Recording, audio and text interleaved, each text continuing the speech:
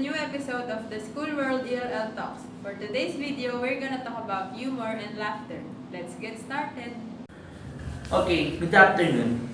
Today's video, we're going to discuss the humors and laughter by Atardo 2015. Okay. It has three phrases. The first one is the precursors. Precursors is the one who start to give a joke or the one who make a way to start conversation to someone that they want to talk to. Okay? And besides, precursors is perfect timing to throw a joke in our audience by simply knowing the atmosphere of our surroundings. But we need to consider the attentions of our audience just to avoid losing of interaction between you and them by simply giving them a knock-knock jokes.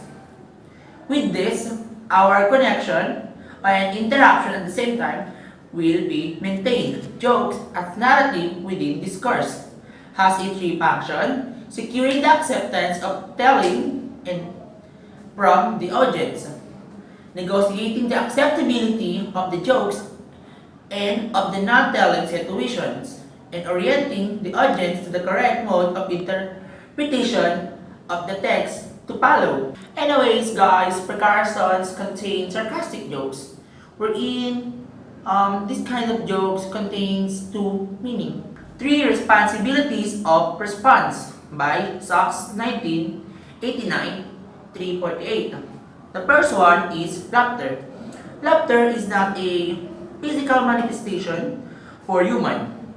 Laughter, it may be spontaneous and uncontrolled, but it may also be voluntary.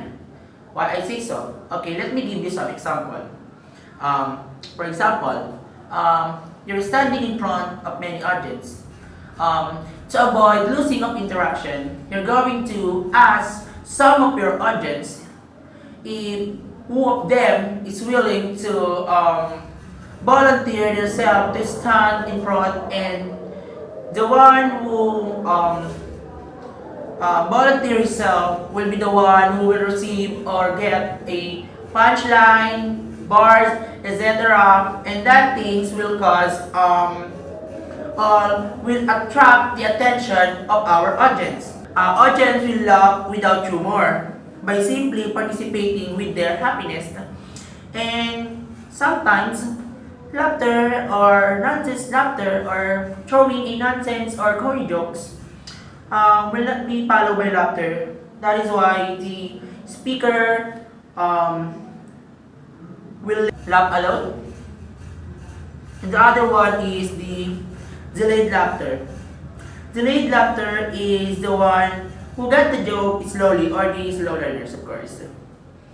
This kind of audience laugh based on their surroundings and act or laughing just to show them or just to show that they get what the speaker trying to say, even though it's not. For them not to be embarrassed and make them the center or the target of the speakers. We have two types of laughter. Laughter does not follow by a joke. Far from meaning, which is the sarcastic one, and the other one is maybe caused by non-humorous stimuli, tickling, laughing, gas, embarrassment, anxiety, etc. And let's move on to delayed laughter and silence. Display understanding of the text and check the rest of the audio situation. Silence is the silent audience is the one who ignore or refuse the jokes of the speaker or not giving attention at all.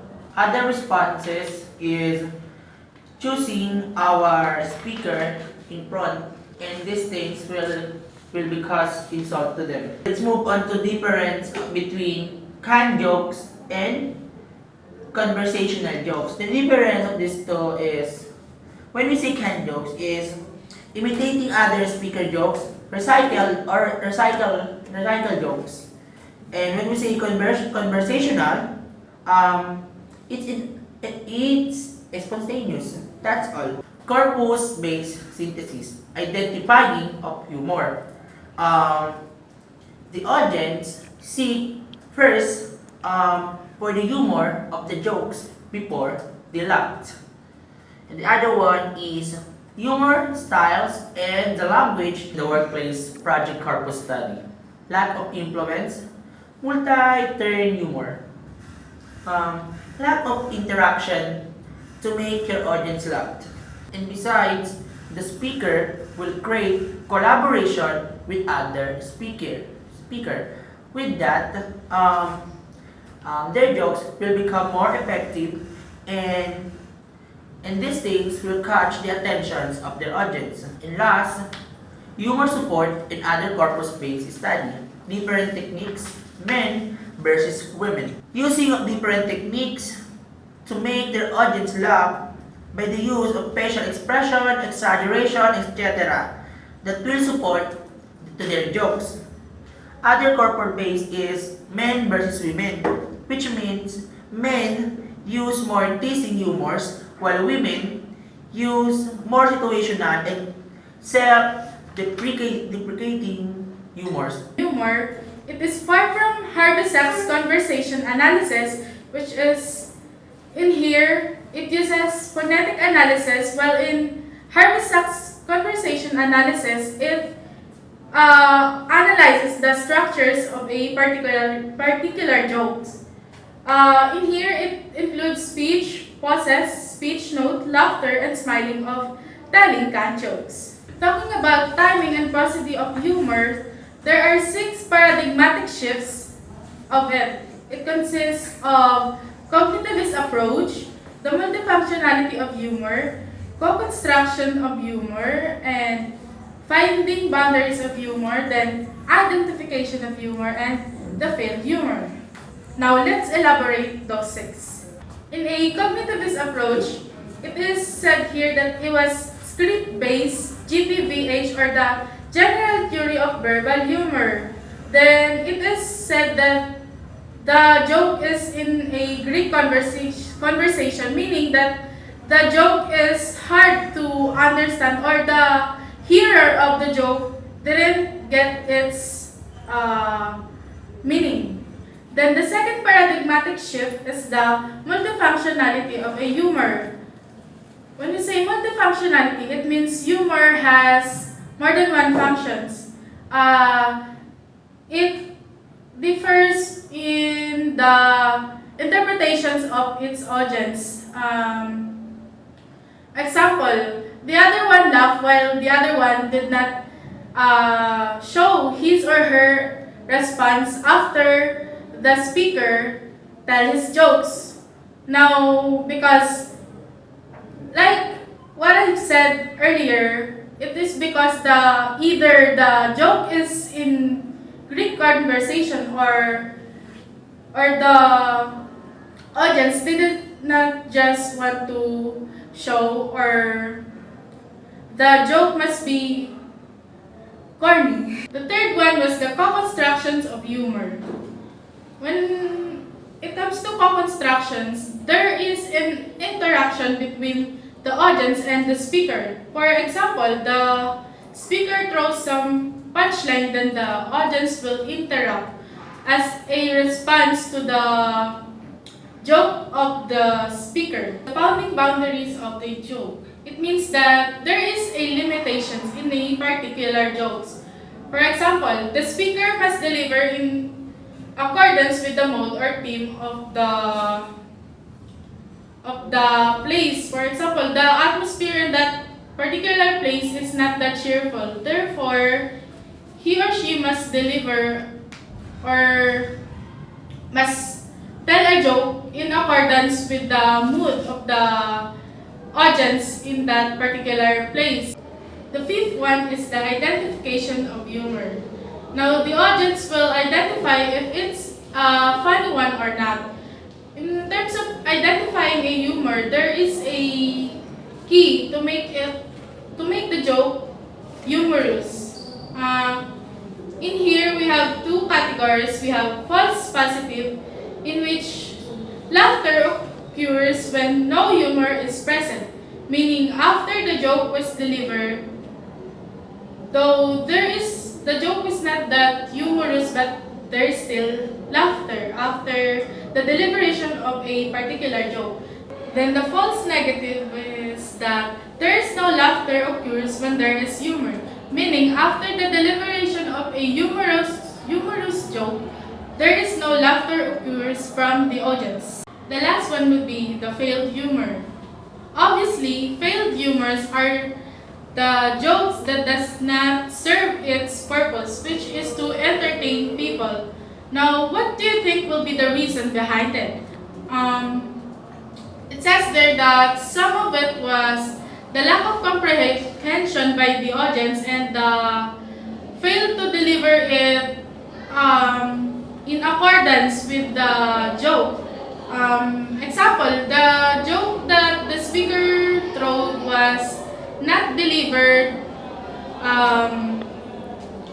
humorously. That's why the audience did not respond or show any response from the jokes, because the first paradigmatic shift says that there is a great conversation in the humor that is being delivered by the speaker. That's why the audience did not get its purpose. For the next part of this video, we are going to discuss Almasita Kalimbo's research entitled Deconstructing Myths via Humor, Semiotic Analysis of Philippine Political Internet Memes.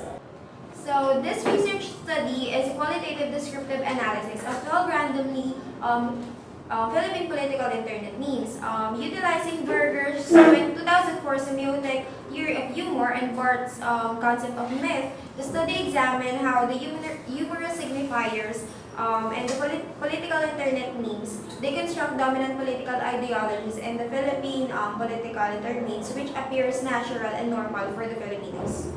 In this modern era that all of the people have nowadays, we express our thoughts and opinions through different languages, and day by day, new language emerges. So one of these is the internet memes. So what do we mean by memes? Davis Antaritel defines an internet meme as a piece of culture, typically a joke, which gains influence through online transmission. Due to memes' non-serious nature, most of these are not really given attention by people, most especially in the academic setting.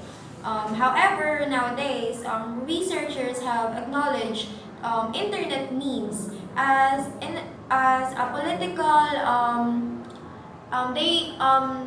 They view it as a political expression, or it relates to political in the political field. So, in Dr. Rintel's research, who has written on memes, observes that memes represent a new kind of comment culture on the internet.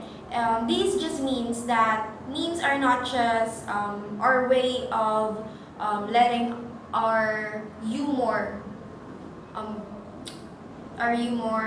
present in our FB accounts, in our Twitter accounts, and our social media accounts.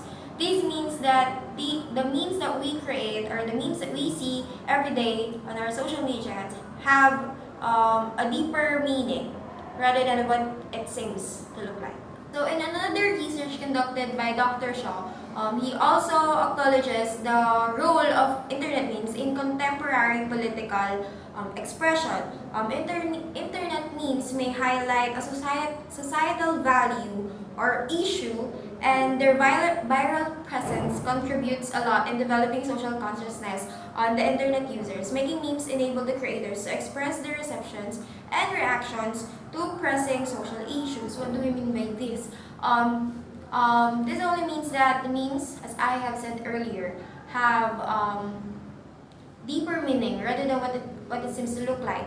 For example, if we are going to view this meme, we could perceive that these political people are not just a meme subject, but they connote, or they denote certain meanings that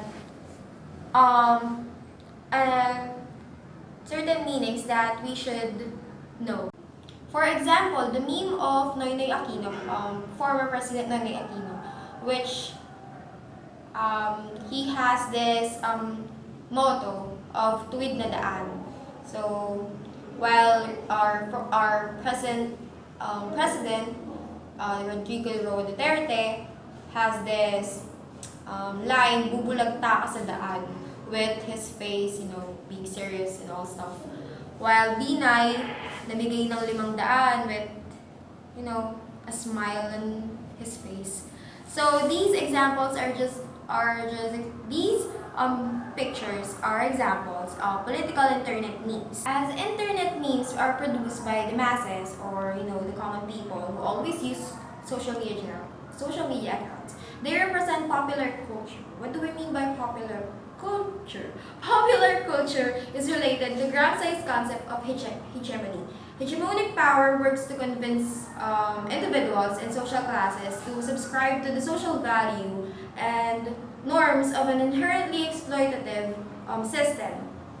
So, for example, in his study, Meme World Syndrome, a critical discourse analysis of the first world problems and third world success internet memes, Chandler 2013 identified several binary oppositions between the meme series that indicated ideological beliefs about the nature of wealth disparity and inequality. So, Chandler 2013 suggested that internet memes, or he suggested how internet memes can be used to challenge the power relations and better represent disenfranchised and dominated groups. So, what do we mean by this? This only mean that the memes can be used to challenge the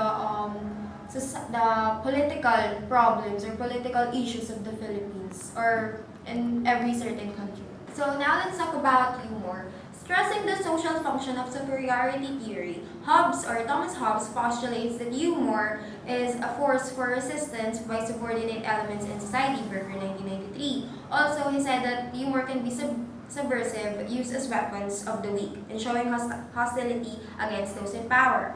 Moreover, humor and internet memes can be an expression of political aggression.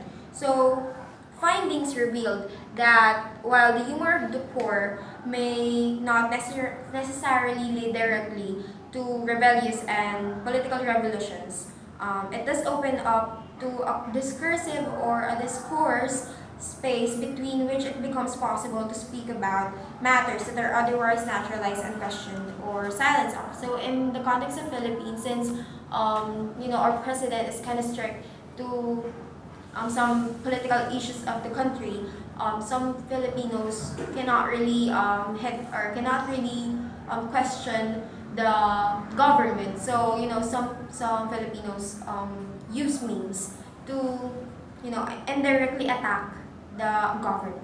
So overall, Kalimbo's paper sought to analyze Philippine political internet memes and argued that humor and the political memes, as I have said, serve to challenge dominant ideologies. Specifically, the study aims to identify the humorous signifiers in the political memes, infer the connotative meanings of the humorous signifiers, and discuss the ideologies or ideological functions of humor in the political memes. So now let's talk about signs. So Ferdinand de Saussure, a European linguist, suggests that sign can be a word, a sound, or a visual image which stands for something else. So according to him, he suggests that a sign has two components: the signifier, which is the word, the image, the mental representation, the sound, and also the signified, which is the meaning or the concept the signifier represents. Whereas any text can represent something, as what semioticians claim, internet memes are among the texts that are packed with signs, both visual and linguistic, making them excellent objects for semiotic analysis. According to Davidson 2012, an internet meme has three components. First, the manifestation, which is the physical observable object, which is the image, the scale, the audio, etc. That is created. Second, behavior, which is the act of creating or performing the meme. And the third is the ideal, which is the concept or ideas conveyed. So, for an example or for an instance, this meme or here or whatever wherever it is. So it is an example of a meme, obviously. It is an example of an image you can hear. Though it does not have any word in it, you can still know what it is. So what is the physical observable object in that meme? So that picture is already the physical object. So that picture is, yeah, the representation of the physical object, which is the first component of a meme.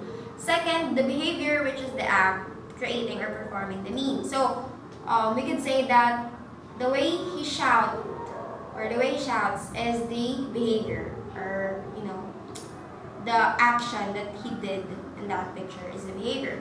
Next, the third one is the ideal, which is the concept or idea is conveyed. So here we could say that he said in this meme, mga bobo, we could convey that he is saying these to those idiots or dim-witted people I think in the government or in school or wherever. So that is the concept conveyed. So that's the third component. For a semiotic analysis, a meme is a perfect example to analyze because two of these components resemble the two basic parts of the Saussure sign system.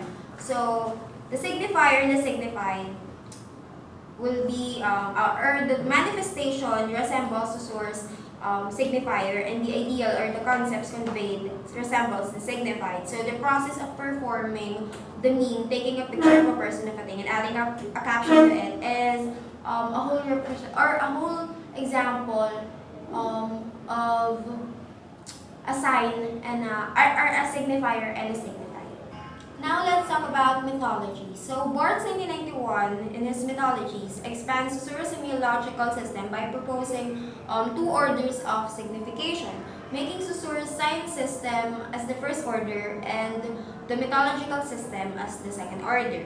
So Barthes used the term denotation for the first order of signification, which refers to the literal or obvious meaning of a certain thing or object or matter, whatever. And connotation, which refers to the additional cultural meaning. So for example, in a meme, we could say that the denotation is the one that is obvious in the meme. For example, in the Bobo meme, we could say that the denotation is that Attorney Gadon is shouting Bobo to the people, while the connotation would be an underlying meaning of that. So, myths, according to Barthes, is a representation of the dominant ideologies of our time. So, as myths transmit hidden ideological function, this implies the contrary to Saussure's concept of design. Myths are never arbitrary, instead they are motivated. As what Robinson 2011 stresses, Barthes' main objection to myth is that it removes history from language. It makes particular signs appear natural, eternal, absolute, or frozen. To the consumer of the myths, the readers, or the one who is reading, the signified of connotative myths is hidden, making the myth a command or a statement of fact, which demands no explanation at all. Making a myth appear as the way it is the aim of the producer of myths. It is then the role of semioticians to unveil such hidden meanings. For this, semiotic analysis can be considered as a political act, establishing the freedom of language from the present system and unveiling the constructedness of social realities. The contingent, historical, socially constructed capitalist system come to see as life, the world, or the way it is. So in simple words, in analyzing or in semiotic analyses, the semioticians only want to find the hidden meaning or the underlying meaning of these internet memes. So as much as they want to analyze all memes, they are more focused on political memes since it is more imperative than other.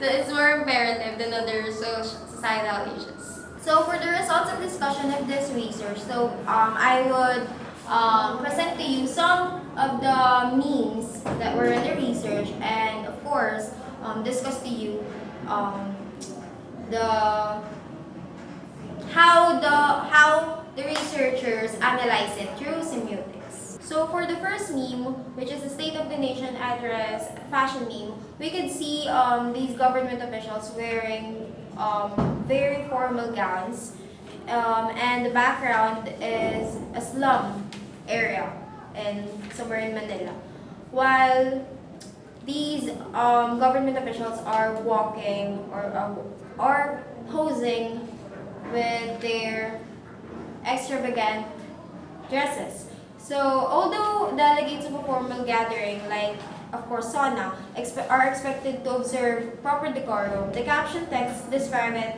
as a thoughtless extravagance, treating the sauna as an Oscar night in Hollywood. So, the meme maker thought that it is not really good for these government officials to wear, very formal or very extravagant dresses, in which if we could see normal rich people attend a night or a formal event, we would not care.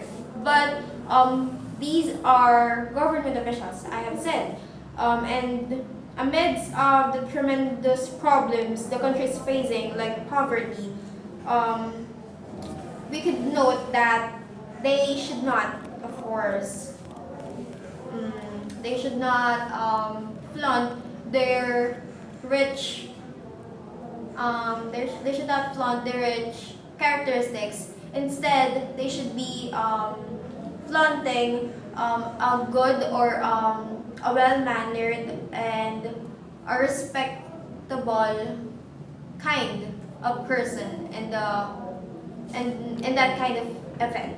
So connotatively, as I have said earlier, whereas the slum areas in the background symbolizes poverty in the Philippines, the politicians and the celebrities who attended that event, a formal gathering, symbolizes the government's selfishness and apathy for allowing such luxurious display despite the growing or the increasing suffering of the masses. So this meme only suggests that it is really shameful and unnatural for those authorities who must be after the welfare of the majority to act or live luxuriously amidst the sad and the pitiful condition of their subjects or the condition of the Philippines.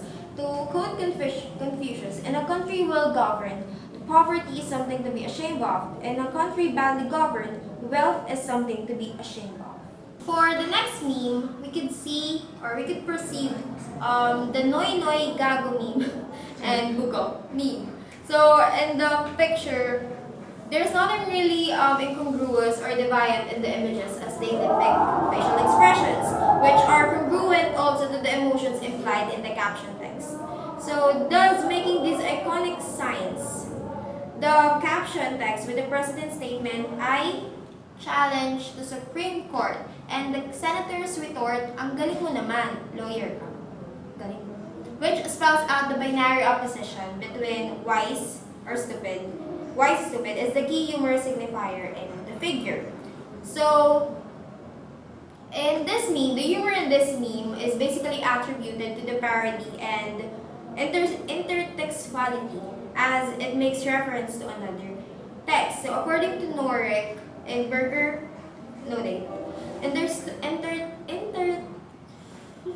intertextuality occurs anytime one text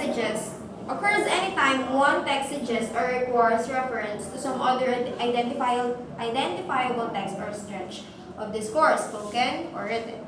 In addition, Chandler emphasizes that each text exists in relation to one another. So, in the caption text in figure 2 have an intertextual reference to the argument on the constitutionality of Disbursement Acceleration Program, or DAP.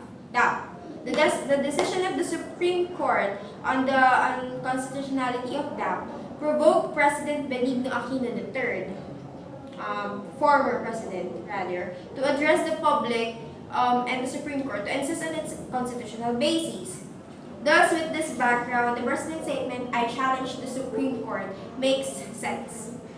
However, such statement of the President is really incongruous. Why? Because for Miriam Santiago, he is not a lawyer to basically question the Supreme Court, as it is a high court comprising those people who are experts of the law. So this means that the reply of Miriam Santiago to our former president, which is, "Ang galing mo naman, lawyer ka ba?" is really a sarcasm because although he is a president, those who can challenge only the Supreme Court are those knowledgeable enough or really knowledgeable in the field of law, which is, of course, Benigno Hino is kind of somehow not. So, figures 2 and 3, which is the Noynoy Gagawin and Bugokmi, have two connotations. First, the president's statement connotes abuse of his authority as he seeks to challenge the Supreme Court, which is in the right position to settle the case.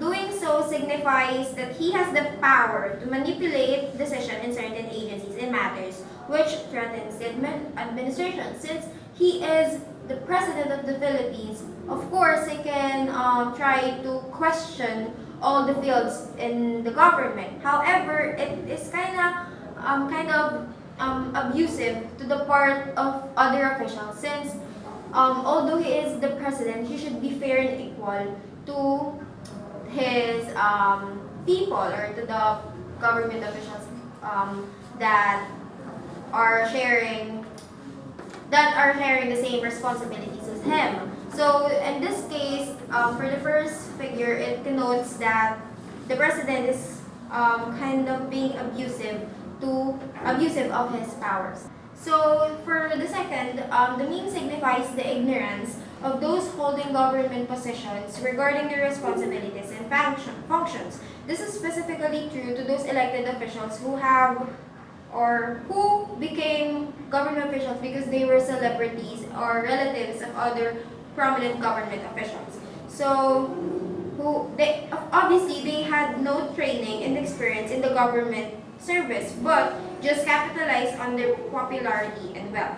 So the ignorance of these officials is signified by the quote in the text enclosed in the parentheses, "Gago ka" and "bugok." The term gago is a Filipino slang for stupid or being an asshole. Of course, according to Urban Dictionary 2004, while gago is a vernacular or Bisaya term for a stupid person, these terms contribute to the unexpected or surprising element in the meme. To call the highest official of the Philippines, of the country, gago or bugok or stupid is beyond expectation. So, although this is what I have discussed earlier, although some people cannot really attack directly the president of the country, they use memes or internet political memes to indirectly hit or directly criticize the government officials. For example, in this meme, the president. So, to call the highest position in the country as bugok or gago is really shocking. But according to Friedman and Betulundilla 2014, he says that shocking the audience is a way to get attention. Shock can take in many forms. It can be violent, funny, or unexpected. Thus, calling the president gago and bugok is indeed violent, funny, and unexpected. So through these memes, the masses are able to show and let their feelings out that it's not who they are, that is not the countrymen who are stupid, but they are those who are up there occupying the comfy seats in the government. So the results of this research only suggest that the political internet memes have really a role in transmitting ideological constructs and in challenging such dominant ideologies through humor. Due to their viral nature, internet memes indeed can be threatening to the elite, to the political elite rather, as they reveal the embarrassing and humiliating political realities which are masked by naturalized beliefs brought about by hypocritical political slogans of the government. And also, deceiving politics of patronage that is prevalent in the Philippine setting. It is indeed through humor that such ideologies are unmasked and the public are brought to awareness of what is really behind and seemingly or behind seemingly normal or natural events in the Philippine political arena or context. This means that Filipino humor, apart from being a mere expression of fun and entertainment, has really a potential to express dissent, especially against some else in the society. Filipino humor then serves serious functions, thus deserves of serious attention. Though we see memes as a funny or entertaining picture, videos, or audio, we could not preclude certain underlying meanings in which it could help us, of course, be aware of all the issues, societal issues, most especially in the political field.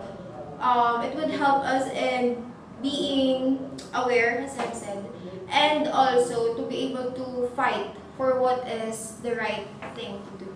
So, should internet memes be considered signs having their own language?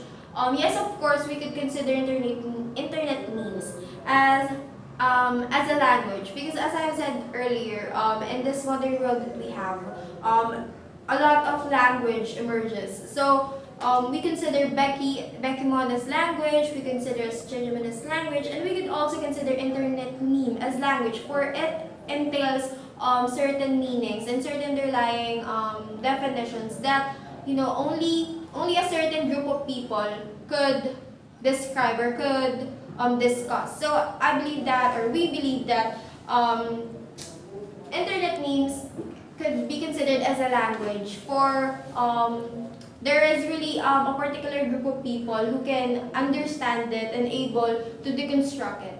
So, in which ways can the study of memes be utilized in the context of contemporary Philippines to contribute in nation building? So, as I have said earlier, these internet memes are not just mere entertainment for all of us. These specifically political internet memes, could help people, specifically Filipinos, to be aware of all the mistreatment, all the mistreatment of the government to its citizens. Also, it would help us to be express our thoughts without directly attacking the government. Also, it would help us it would help the Philippine context in nation building because it could unite people. Internet political memes can unite people. I believe in that because, as we have seen in our country, most especially in Facebook, a lot of Filipinos are using Facebook, and it became our medium to express our opinion, and we could use internet memes to express what we want to express regarding the societal issues, regarding the problems that the government should fix or should be able to correct. So I think that is the way on how we can use memes how can we use memes to build or to have a nation that is united. So, is semiotics supposed to be politicized? So, if we're talking about here semiotic analysis of political internet memes, of course, we should always politicize it because we are talking about here politics. So, if we are just talking about semiotics, I don't think that that we should politicize it always. I think that there are other fields that we could focus on. For example, the semiotics or the signifier and signified of a cultural country or a cultural or a culture of a certain country. If we could analyze it through semiotics, we could not or we should not really use politics or relate politics to it because we're talking about culture. But if we, as I have said, if we would use internet political or political internet memes, of course we should politicize it because it relates to politics and a lot of people have a say in it because it is the government. So for the last essential question, how can the discussion of this topic be relevantly integrated to secondary education students in English language and literature subjects? So, since we are studying as English language and literature major, we study language. So, we can study these memes using semiotics, and of course, we could try to deconstruct other memes. We could deconstruct other memes which is not really related to politics, or we could analyze memes that are related to politics. So, as English majors, it would help us to be more aware or to be more aware of the, as I said, the problems of the Philippines. Since we are the future teachers of the country, we should be able to express our opinions that will be conducive to our learners or to our students. So we could use these memes to understand more how a signifier or how certain pictures, audios, videos could make underlying meanings. So I think that would really help us in the field of language. Thank you for watching today's episode of the School World's ELL Talks. See you on our next video. Bye, classmates!